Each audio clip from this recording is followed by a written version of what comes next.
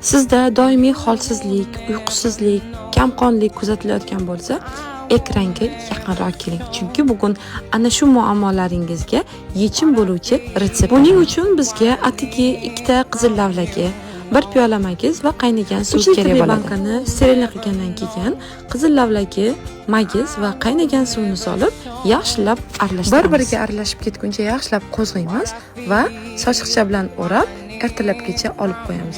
Iloji bo'lsa, bu kompotni kechasi tayyorlab, ertasi kuni bilan ichganingiz ma'qul. Ichaklarni yumshatib, holsizlik, uyqusizlik va kamqonlikni oldini oluvchi kompotimiz tayyor bo'ldi.